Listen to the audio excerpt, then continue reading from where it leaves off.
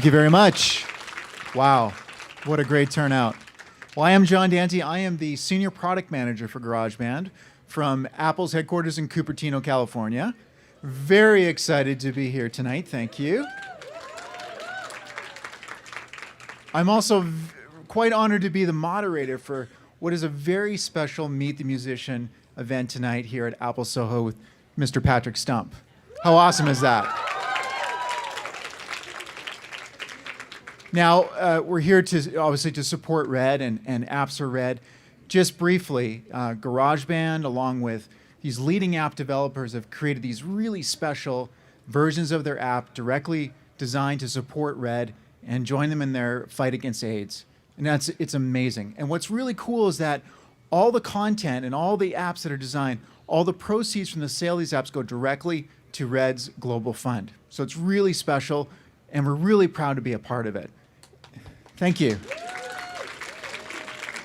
So as we mentioned in the opening, GarageBand, we've got the GarageBand Red Loop Pack, which is an exclusive collection of 300 loops, bass, guitars, synths, drum loops that you can put together and make a really cool song. And as you mentioned, only available till December the 7th. So please check it out on the App Store if you haven't already.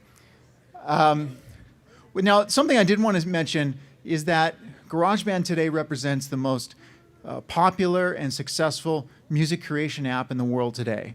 We've got many millions of users around the world who use it to learn to play an instrument, to just have fun with music, or even create a great song. And it's everybody from kids to teachers in the classroom, right through to aspiring artists, to some of today's biggest hit makers. Now, speaking of hit makers, Fall Out Boy. Fall Out Boy, if you haven't heard of them, is the Grammy-nominated multi-platinum selling band from Chicago, known for their creative lyrics and their fantastically catchy melodies. Lead singer Patrick Stump's vocals, combined with bassist Pete Wentz combo, along with an incredible musicianship from Joe Truman's lead guitar and Andy Hurley's drums. An amazing, amazing band. Now, their 2013 release, Save Rock and Roll, was their gold-certified 5th studio album and featured the multi-platinum hit, I Know What Your Song, My Songs Know What You Did in the Dark. Save Rock and Roll debuted at #1 in Billboard's Top 200 and was #1 in iTunes in 27 countries when it debuted in April. How amazing is that? Their first new single, Centuries, from their forthcoming album, American Beauty, American Psycho, has already become a radio smash, quickly exploding on the top 40 chart. The track has debuted #1 in iTunes alternative chart, just recently went platinum, and the video itself, if you haven't seen the video, over 7 million views since it debuted 4 weeks ago. Incredible. So, they appeared on the cover of Rolling Stone, they performed on Saturday Night Live, Jimmy Kimmel, David Letterman, and just about everywhere else. So we're very honored to have a Fall Out Boy with us here tonight. Please join me in welcoming Mr. Patrick Stump.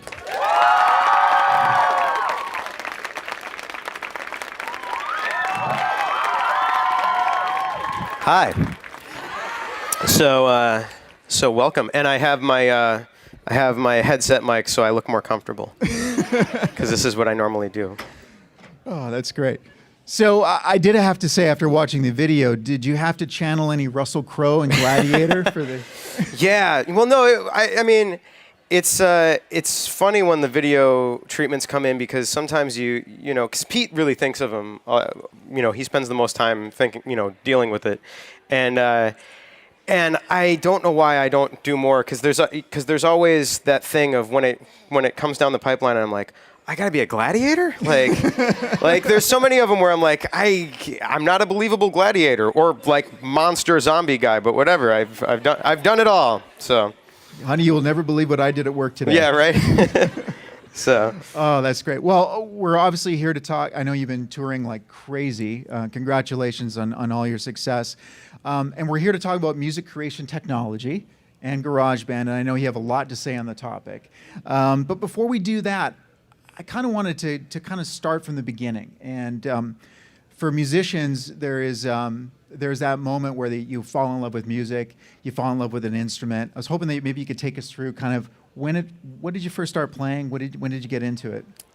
Well, I can't really pinpoint a time because I was always playing music. My dad was a folk singer, and so it was always kind of present. And I was one of those little kids that, I just banged on pots and pans and buckets and things. I mean, for real, I had my brother we had these big buckets full of Legos. My brother would dump out the Legos and I would take the buckets, and he would build things and I would play. So right. So was it drums then? Drums were my first love. Yeah, that was the first thing that I ever. I mean, that's really everything. Music to me is all drums. It's all percussion. Like melody is there, but I only think of it in terms of where the beat is. In a harmonic structure. So drums are a big part of when you're writing music today. Yeah. It's a major part. So I mean, Fall Out Boy tracks are known to be this wall of creative energy from the guitars and the beats and that stuff. But one notable part of it is obviously is your voice. Am I right? Thank you. So, ow.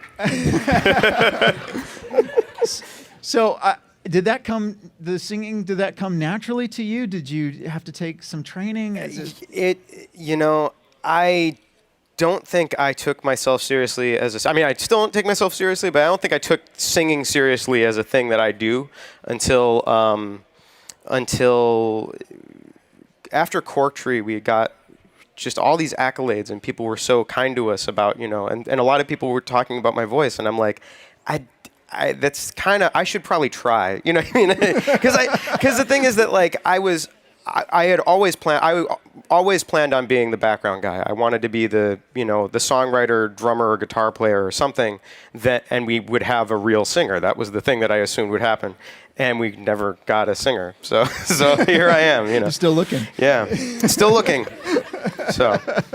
That's great. So, and often musicians describe, certainly some influential artists. Did you have a producer or a record that just kind of hit you? Like that was the thing. That's when you realized that music was going to be a big part of your life. I mean, again, because it was such a thing for me. I don't even really think of it as an abstract concept. It's just kind of this. It's like water. I don't really know anything else. So there's lots of records that I can pinpoint at different points in my life. I was obsessed with Elvis Costello. That was, yeah, totally. Absolutely. And, all right. That was like the biggest cheer for Elvis Costello. Thank you. I think he heard you. But yeah, and through that, a lot of records that Nick Lowe had produced for other artists, and then I really love David Bowie. There's a lot of great records that and there's so many different records. He jumped around. Doing, he had some great stuff he did with Tony Visconti, and so I don't know. It's a pretty wide spectrum. Motown, I love Motown records. That's like, in terms of recording, that's some of my favorite stuff.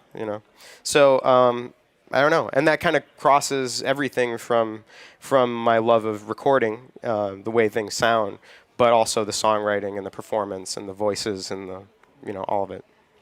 Well, it's interesting to see the stages of how musicians grow, and what we often see is a musician will start to learn their instrument, and then they'll quickly move to another stage where they want to play with others. And I remember even in how many bad garage bands we've heard that said you learned 3 chords and you got your buddies together and you made music, but then there's a point where you transition to start creating music that you think that people might want to hear.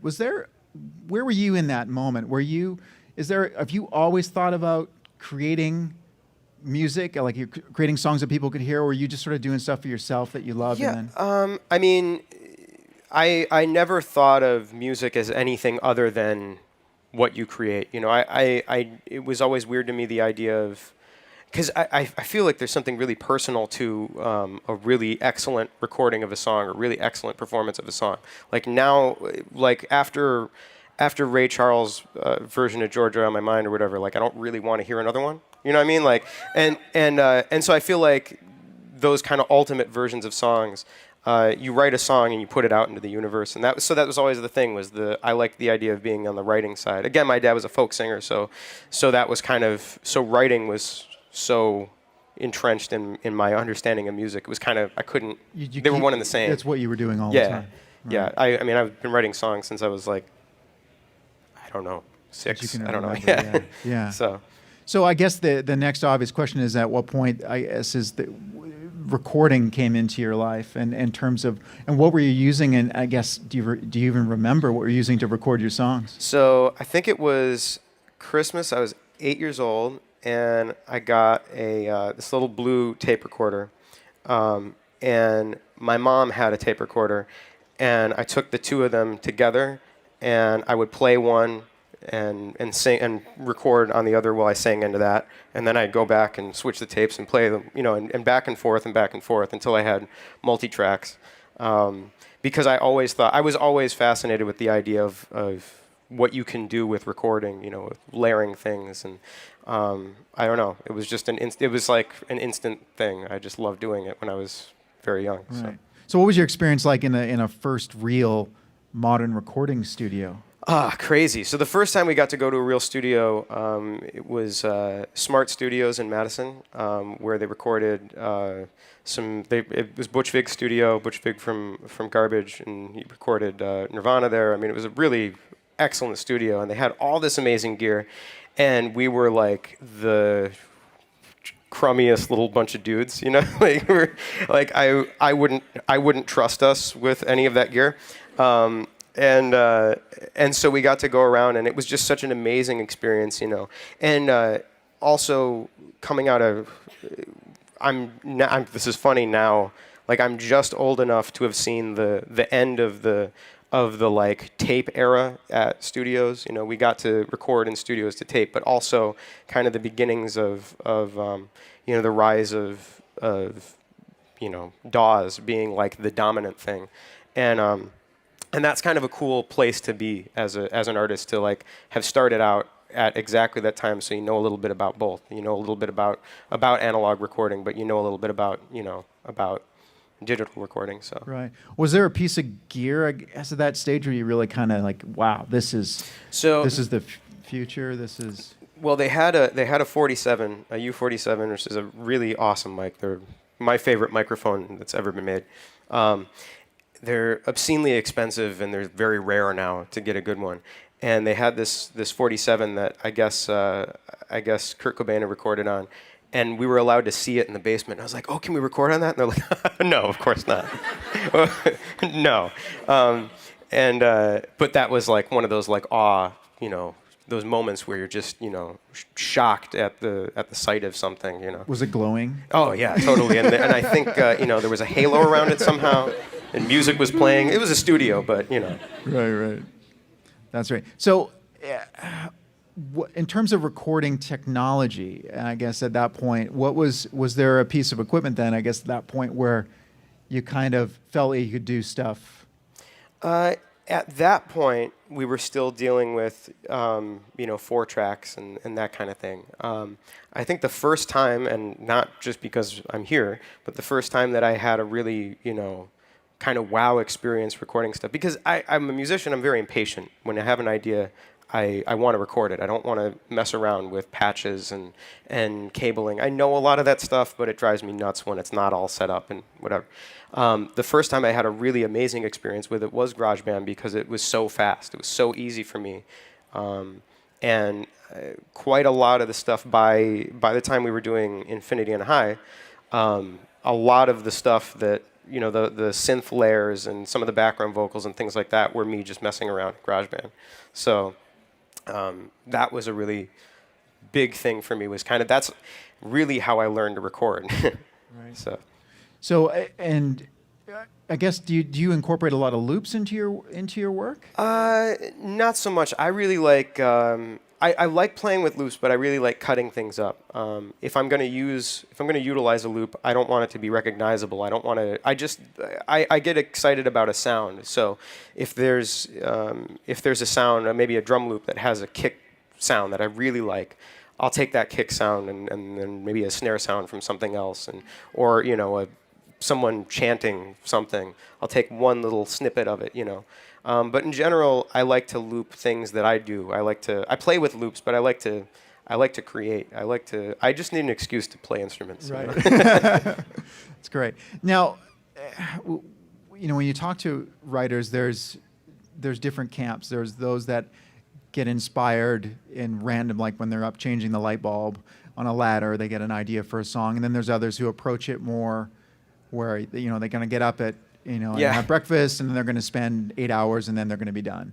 Kind of where does your workflow and creativity, where does it come from? I've had to learn to kind of be both. I'm naturally the kind of space cadet, you know, where I have an idea and I'm like, oh, I'll be right back. I got to do this thing. And that'll be at all hours of the night kind of thing. But then, you know, professionally, you have to, if you're going to be a songwriter, you have to show up at a studio and you have to write there. And that was something that took me a really long time to learn how to do, and I had to develop kind of a system of how to get, you know, goofy nutball inspired, but on cue, you know, and so that's a thing that I've kind of worked up now, I hope. Now, does your approach, how different is that to other writers that you've worked with or have seen them work? I'm told my approach is fairly weird because it's fairly structured. Again, because I can't. I'm kind of extreme. I can either only do the like real just nutball, hey, let's throw a bunch of stuff at a wall and see what sticks, or I have to do it very, very structured. And so when I'm doing the co-write thing, if I'm going in and writing, you know, hopefully for another artist or something like that, I go in and I have like a very set structure of how we're going to have I actually walk in and we start conversation, and I start writing down what people are saying as they're saying things that I think are interesting, sentence fragments that feel like they could be something. Really, because I think, sorry to kind of go into another thing, but on that subject, I feel like lyrics are the hard part, really. Because once you have a sense of what you're going to do musically in life, you can kind of do that on cue. You know, you just get really excited about ideas, and you can play music anywhere. You know, I got arrested once. Weird story. And the time blew by. I was by myself in this little cell, and I just realized that I was playing drums the whole time on the little. When you're a musician, you can't not play music, but I think the lyrics are the harder thing for me anyway. And so when I go into a writing session, I really focus on that, and then the music is like. That's the last 20 minutes. Is the lyric, is it because it's more personal, or is it just it's finding the right structure of lyric to fit with the melody? I think that it's a balancing act. I think one of the things that I as a writer see as a producer, when I produce other artists, I see as a kind of common mistake is you have a melody in your head and you start writing words to it. Right, and that's the first thing you do is you kind of go, da, da, da, da, da. What is that? What could be the words for that? That's like, I feel like that's backwards, because the worst thing you can do is when you have this awesome melody and these terrible words that you're now stuck with, and it's really, really hard to go backwards from that, especially once you start getting into rhyme schemes, and then you have to go back and change one little couplet, and you'll spend days, weeks, months sometimes on one word. It's crazy. So instead, what I like to do is no music, nothing. Don't even think about the music yet, just words, and just discuss and kind of understand and find. And once you have a set of words that you love and you think are really important and matter to you, and it's not even necessarily about personal, because that's some music you want it to be personal. Some music you want it to be grandiose and ridiculous and chest beating, and some music you want it to sound like it's, you know, I don't know, it's a holiday song or whatever. But the lyric is always important. Even in the silliest, cheesiest music, I think the lyric is the most important. So now you've recorded in large studios, but now you do have a studio at home now. Yeah. So kind of describe what your creative spaces look like at your home studio. It's a mess. No, so I have a desk with a lot of outboard gear. I like to mix up gear, so I have a lot of analog stuff, a lot of compressors and mic pre's that I like using. But then I have all my plugins and everything. So basically, it's I have all my gear. I have a couple vocal microphones. I have a closet where I keep all my guitar amps, and I have those amped up with a few different mics. And it's kind of all plug and play because, again, like I was saying, I don't really like wasting time. I'm very impatient when I have an idea and I want it out. So I took a bunch of time to set everything up the way I want it, and now whenever I turn everything on and it's all ready. So. Right. So is that where you do most of your work? Is that where most of your writing happens? Yeah, that's where I'd say most of my writing happens. Though now, I mean, there's also, I find I write in the car a lot. I have a lot of voice notes that you can hear your destination is on the left. Like in the that's a very common thing for me. But aside from that, yeah, usually when I'm doing my deep writing, a lot of that happens in my room. Right. So. And how much writing do you get a chance to do while, because you were just on a pretty big tour and there is some downtime in between shows.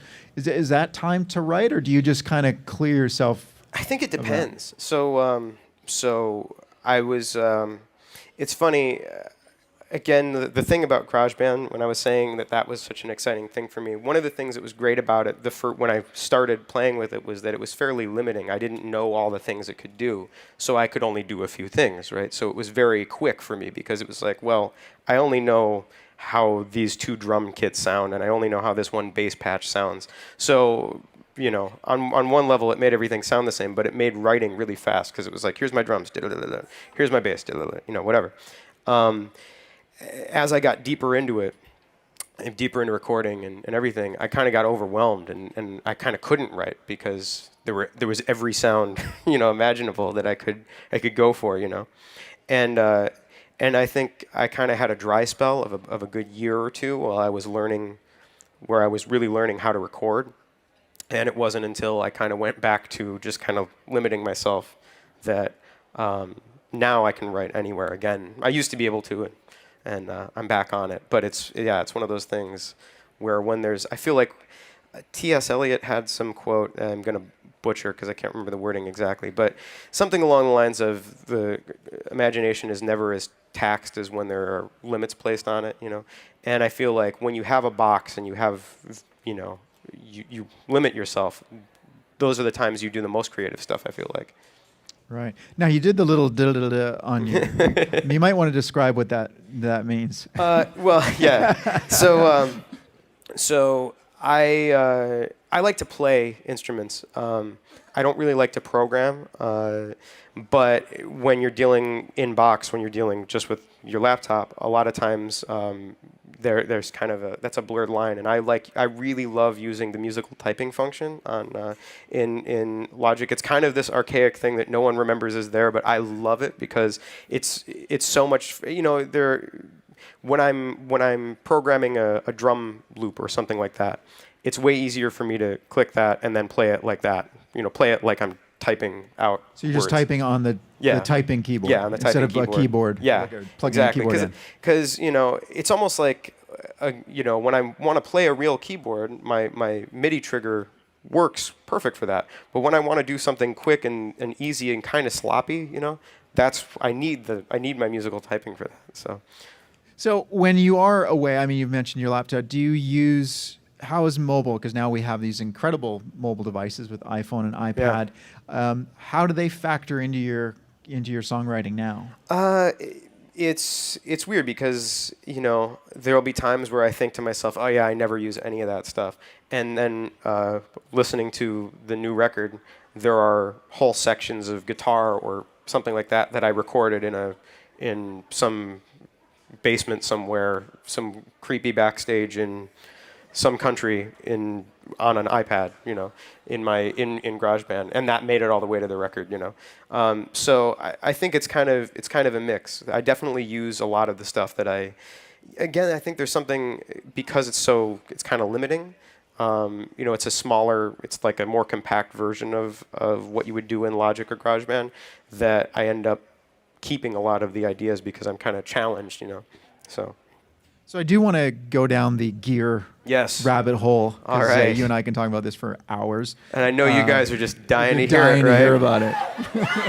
Just gear. Let's talk about mic Gear pre's and nerds. compressors, everybody. All right. All right. But no, seriously, what do you have in terms of plugins? I guess to describe some of these people that there's when you use GarageBand or Logic on the Mac and you want to add another instrument to it, there is types of plugins that you can buy. There's thousands of these different things that are recreation of old synths and different things.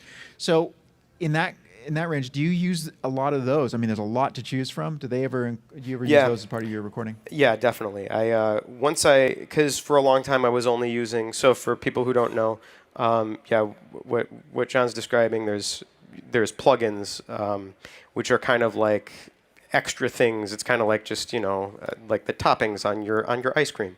You can do extra stuff, and there's a lot of them within Logic that I use. But then there's a lot of third-party programs and things, and I use a lot now. At this point, it's kind of sped up my workflow so much. So there's everything from I love the Spectrasonics Omnisphere. I love FabFilter. There's Saturn and Twin. I like a lot. I love all the Sound Toys plugins. I use a lot of Decapitator and Radiator and Devil Lock. These are real names, These are by the programs. way. These are real things.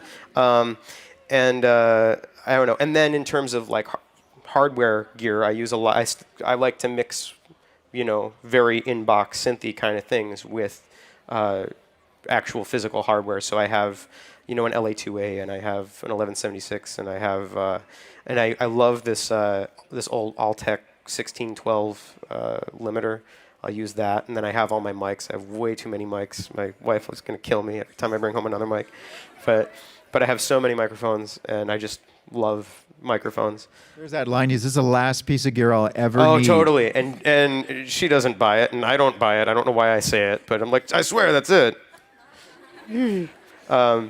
But yeah, I think my favorite for vocals are probably U47, Sony C800G.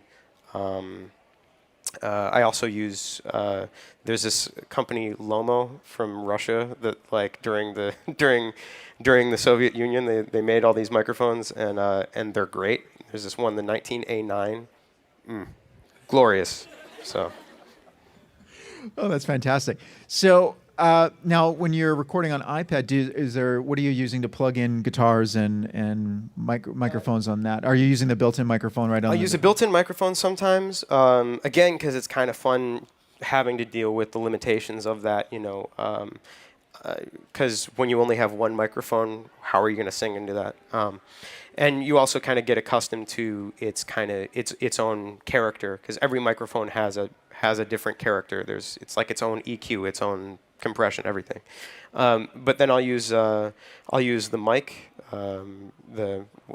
It's just called mic, I think, right? The Apogee mic. Apogee mic. I'll use that. I'll use the one. I'll use that. Or I'll plug in direct with my guitar. So.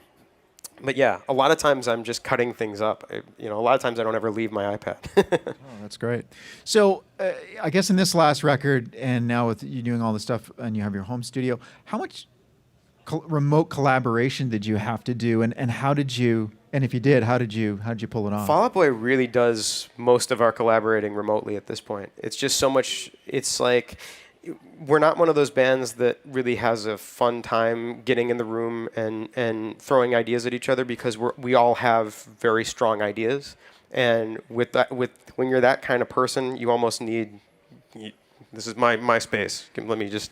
You need that kind of space to yourself to get all your ideas out, and then when we come together, usually it's kind of picking apart what are we going to keep, what was the best idea. But so basically. With any song that we do, I'll throw everything that I have at the wall, and then that'll go to Joe. He'll throw everything he has at it. Andy really is the easiest guy. He just kind of goes in and records. He's the fastest session I've ever seen, because he comes in and he plays perfect, and then he's like, "All right, bye," So whatever. So Andy's actually, we don't end up seeing Andy all that much. But yeah, and then Pete and Joe and I spend hours just kind of picking apart things and figuring out what we want to keep and what we like from what we did, and losing our glasses. And yeah, I mean, it's at this point the recording part is almost all remote,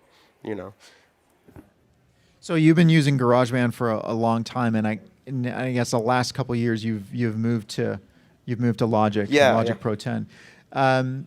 Can you describe that experience, and are there any features or anything in there that you think are really important to you? I mean, I just think it's like the big brother. It's the better version of the. I mean, GarageBand, you can do everything that you want to do, but you can do it a little bit more smoothly in Logic if you know what you're looking for. And really, I love the malleability of all the plugins, of all the onboard plugins, and the fact that you can use so many third-party plugins with that. I love the speed of workflow is I have a lot of. We were talking about this earlier. People that have recording programs, to them, it's like political affiliation or something. It's so personal. So if you're a Logic guy, you don't want to hear from any of the other guys, and vice versa. But at the end of the day, I like to keep an awareness of what all of the DAWs can do. DAWs is the word for it.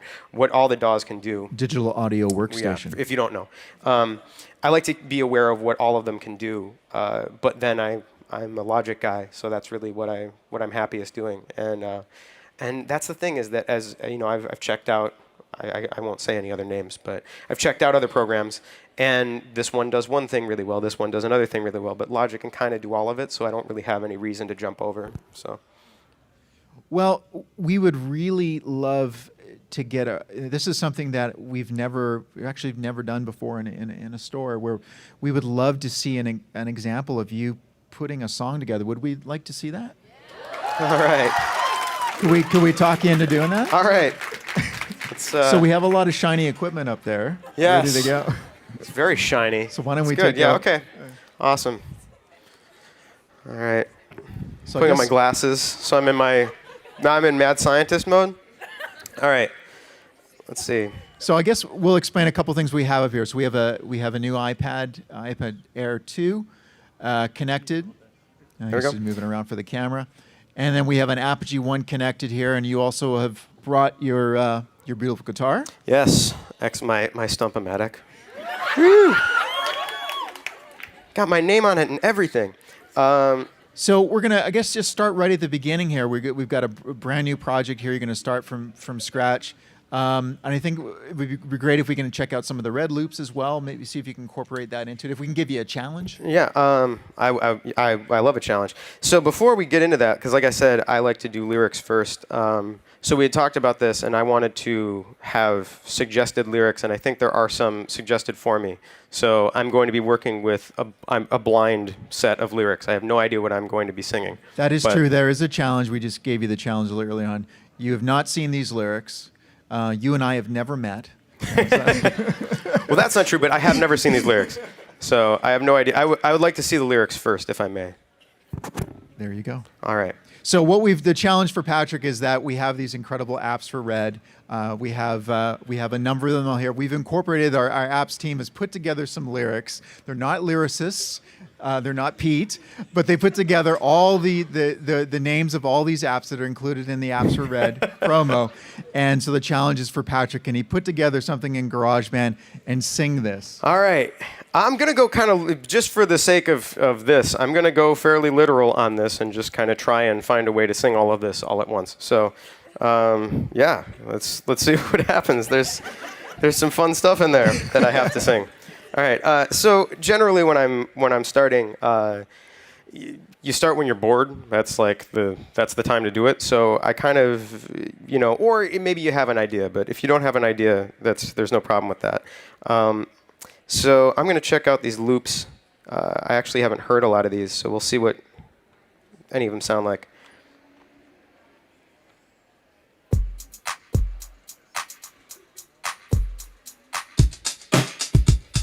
All right. So I kind of like that kick drum. So I'm going to drag that in. And then let's see what else we got here. I want to find a snare I like.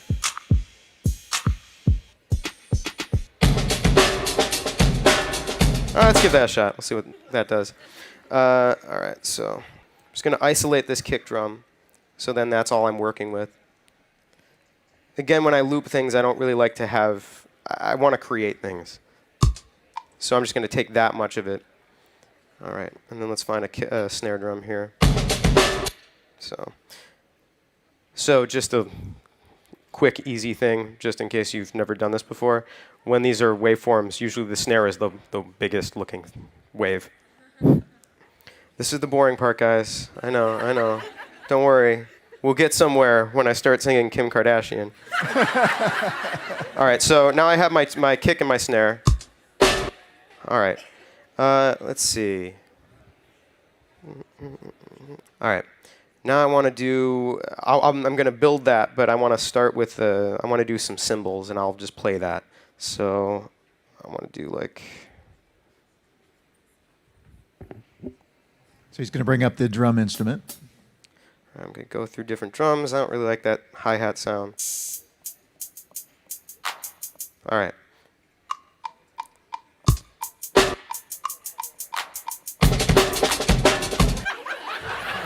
My word! I seem to have forgotten to delete something. There we go. All right, but that's okay because we have the bulk of what I wanted to do. All right, so now we have a kind of little loop here. Let's do something with this kick. Let's figure out where we want this kick. So for those of you who have never been to a recording session too, this is a lot of it. Like there's a lot of you just sitting there. I mean, I don't know if anyone has gotten so bored in this that they've pulled out their iPhone. That's like a lot of recording sessions. Let's do something on that clap. And then we have a loop. All right, now one thing that I love about about GarageBand for iPad is this merge feature, just because it makes everything very quick and painless. So I'm going to send this out. Now this is all one thing. Now my snare is not. Now I can loop this easily. Now I'm going to loop all of these, and this is going to be my section. I'll kind of start with this as my groove. So.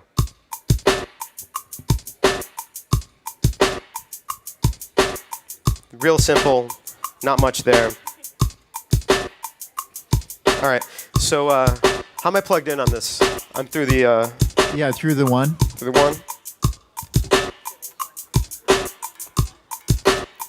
All right, so I'm going to make a track. I'm going to open up a track for my guitar. Darn it. There we go. All right, so... So this is where GarageBand will simulate those big stacks of speakers and amps that you would typically have with you on stage? Yes.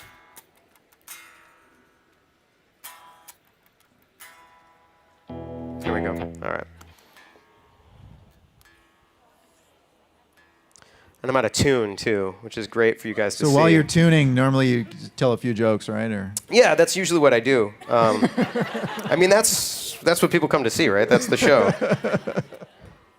Little known fact, but Fall Out Boy is predominantly a comedy act. So. All right, so I want to do something. Let's do something a little bit not so clean. so here he's dialing up the different amp presets and styles. Woo.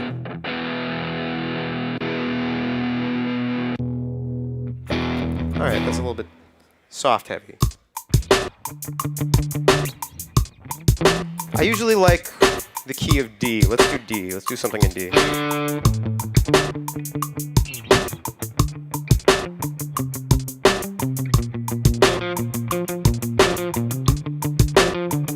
All right, so I have a little idea I like. Let's lay it down. All right. Off.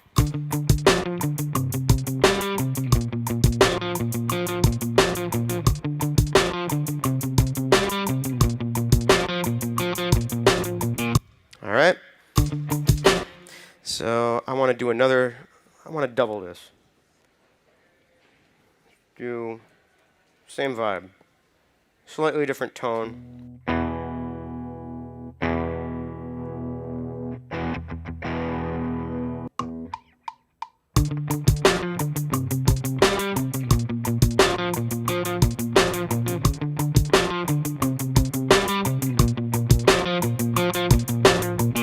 All right, now I want something different.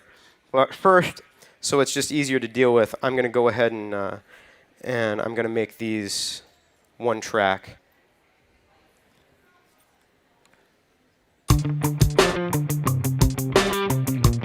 Right?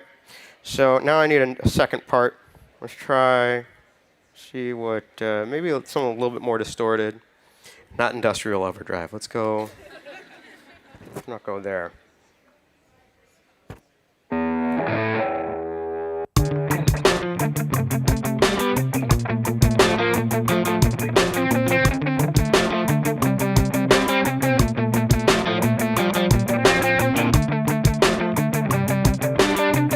I like that better. All right.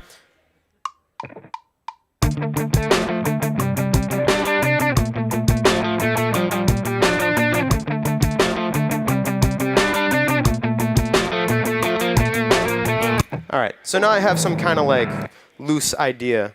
Should I do bass or should I do some vocals first? Let's do some bass. Vocals? All right.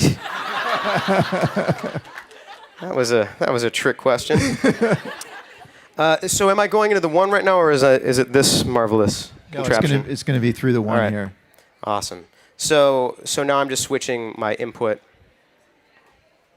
Why don't I do? So this audio interface recorder. has the ability to plug in the guitar, but it also has a built-in microphone, a high-quality condenser microphone built into it.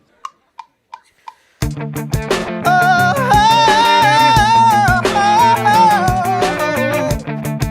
right, let's see what that does.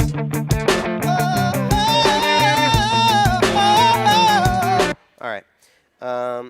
So now we have a volume that's kind of all right. There's your lyrics. Where do I start? I'm going to start with this because that's just too fun not to sing. I'm so over the human body since I played Kim Kardashian. All right, cool. So now we have something there. Now, so there's a volume issue there, but I could take care of that with some compression.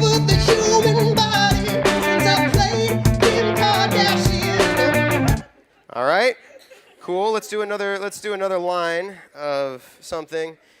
Oh man, you guys are killing me. So sometimes I do this when I'm writing. I like to just do part by part and then kind of hear how it sounds, rather than go crazy just sitting there. It all works.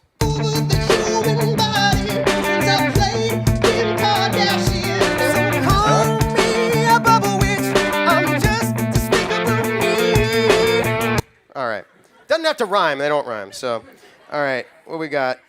So what's happening right now is they sound different because I put different filters on both of them. So what I'm going to do is I'm going to combine these and make these one track. So then they're easy to deal with together.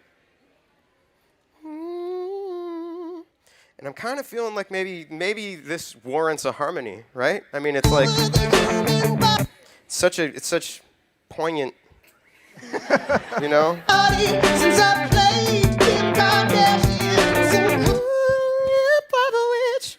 All right, so we're gonna do a little harmony here.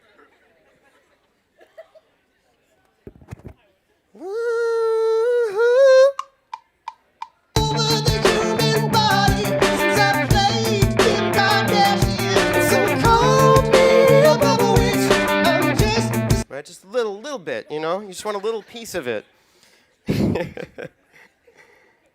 All right.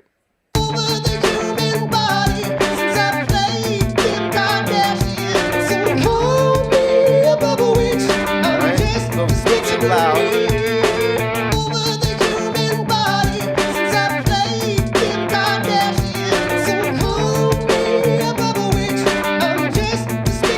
I kind of want to double this now. I feel like that's a little weak, so let's do 2 of these. So over the human body, since I played Kim Kardashian, so call me a bubble witch, I'm just despicable me. All right, so I'm gonna do the same thing I did before, where I spread them wide, stereo.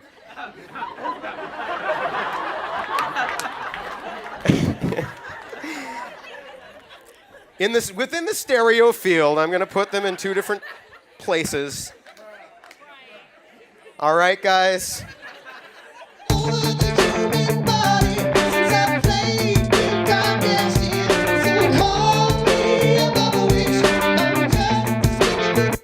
Right. So now I might want some bass or something on here, because I mean, clearly that's great. So we don't need anything else. We don't want to add more lyrics. I mean, that's just right. So I kind of like playing with the smart bass. It has a fun. I love you. Did you find a good iPad case? I need one. I guess not.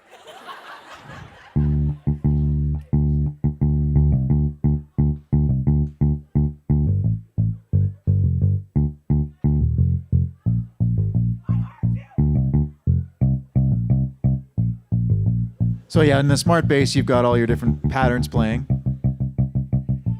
Yeah, so I'm playing around with different patterns. So this is the kind of thing that I like to play. I would play in a demo, but with the autoplay function, it's kind of really easy to just do. Right, so I'll probably just do this.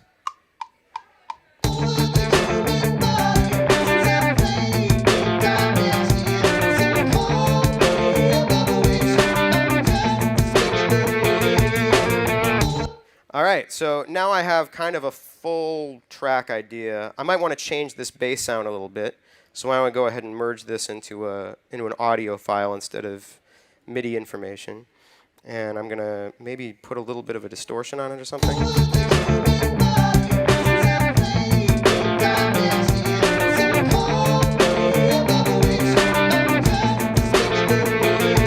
That's something. All right, that'll work.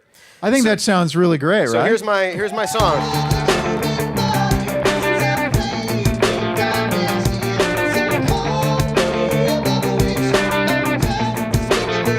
I mean, I really didn't get it until Bubble Witch. That's where it all comes together. That was fantastic, Patrick. Right. Thank you. Wow. So we just have enough time for some question and answer. Awesome. Perfect. When you're writing Fall Out Boy songs, how much will you write in the program and then take to the other guys? Like I said, a surprising amount of stuff has made it all the way from GarageBand to the album. There's a song in particular, "Afterlife of the Party" on Infinity on High. Yeah, thank you. That entire opening section with all the strings and that drum loop is something that I made in GarageBand, kind of just like that. So and it was one of those things. I took it to Neil, who produced the record, and I was like, yeah, so we'll have real string players do this or something. We'll do this for real. And he's like, why? It sounds good. So. Hi. Hi. My question is, versus when you guys started out and you say you were accustomed to a little bit of the analog, do you think it's more or less of a constraint now that you have all these options in the technology? And has the technology made it easier or harder to produce your music versus when you guys were in your van and you just had all this time together and you could just do? It's funny. I feel like we almost have too many options now. It's almost it can almost be overwhelming and kind of hard to write now and to come up with ideas, because you can come up with literally anything. Now you have access to every sound imaginable. Like, no matter how obscure, I can I can take 20 seconds, searching online for Tuvan throat singing, if that's the sound I wanted. You know what I mean? So that's kind of overwhelming as a writer and a producer, because you used to have, when we started out, I had a guitar, I had drums, I had a bass. That was it, and my voice. That's all I had. So I think in a lot of ways it's trying to find your own restrictions within. Like I think my favorite records ever, my favorite analog records, I think of like Stevie Wonder Talking Book, which is an excellent record. If you listen to that record, very sparse, but it sounds huge. It sounds like there's all these things going on, and it's just a few instruments that he's just playing really, really effectively, and that's the challenge, is finding how you do very few instruments that sound like a lot of instruments. What's your favorite song that you've written for Fall Out Boy? I don't know. That's so hard. I mean, just by default, because I just have such fond memories of it, I'd probably say Dance Dance. That was like, because in a lot of ways I feel like that's where in a lot of ways I feel like that's where the band starts to me, because before that we were kind of figuring ourselves out, and that's the first time that I don't think we sound like anybody else. I think that's like, and so there's something really magical to me about that. I think that's where Pete really started coming into his own as the lyricist that he is, and we were all just kind of doing what was us for once, and it's been great ever since. That's a question nobody can probably answer. When do you go in the shower?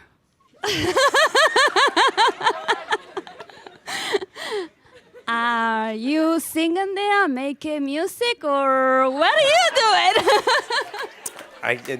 It's a common question. I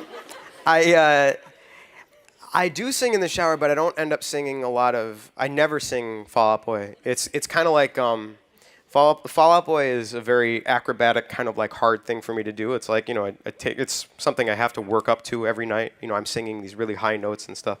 So I find myself kind of crooning like jazz standards and stuff.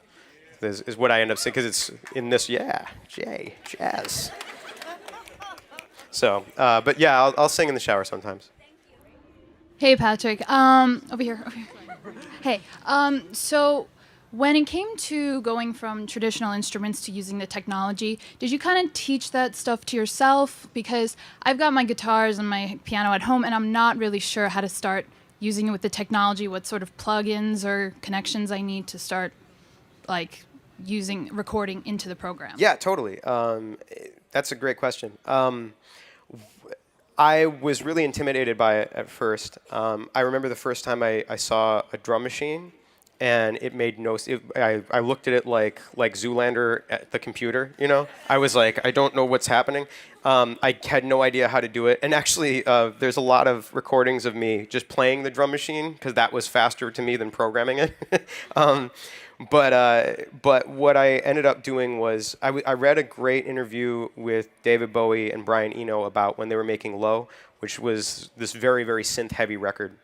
And they said that one of the things that they did was they threw out the instruction manuals and just made noise and found noises that they liked and wrote those down, rather than worrying about all the specific. You could go into the synthesizer and spend hours and hours and hours patching in all the precise sounds that you're supposed to have, or you could just kind of like mess with it and see what you like, and that's kind of what I did, is that I would just kind of like that entire Cobra Starship record, Viva La Cobra. Woo! I'd say that's like 90% of the synths on that record are GarageBand, are me just messing with the synth patches in GarageBand and kind of finding my own sounds from it. Yeah, just mess with things until you like things, and really that's how you learn to play any instrument. You know what I mean? So that's the thing, is I feel like people get overwhelmed by the idea of technology, but it's just another instrument. It just reacts to you the way that your guitar would, or that your piano would. So. I have two questions. Okay. Are you ever gonna get a tattoo? I don't know. I thought about it. I kind of feel like I missed. Okay, so here's the true story, is that I saw a picture in an art book once when I was in like sophomore year or something like that, and I was like, that's my first tattoo. I'll remember this, and I've never seen that picture since. It was and I've searched it everywhere. I wrote down the name. I've never seen it since. I must have written it down incorrectly. Oh, okay. Would you ever make a movie, like you being somebody? I love acting. It's insanely hard. It's actually like You did great, by the way. She did great. Acting is really hard to get into. It doesn't really matter who you are. Like the expectation might be, oh yeah, well you're this big singer, so then you could probably get in and audition for things. You have to claw your way up just like everybody else. And in fact, in a lot of ways, you have a lot of.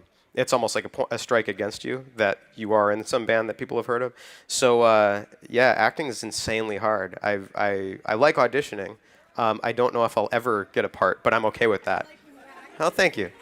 All right. Well, thank you very much, Patrick. We can't thank you enough for spending a lot of time with us, showing us a little behind the scenes and how you make your music. Thank you. Please give him another round of applause. Thanks. So the new record, January 20th? Yeah, January 20th. American Beauty, American Psycho, January 20th. And we have a few songs online already, so a few songs on iTunes. So, yeah. and we just did we also just did a song for the movie Big Hero 6. Well, thank you everyone for coming out tonight to the Apple Store, and thanks again to Patrick, and good night. You too.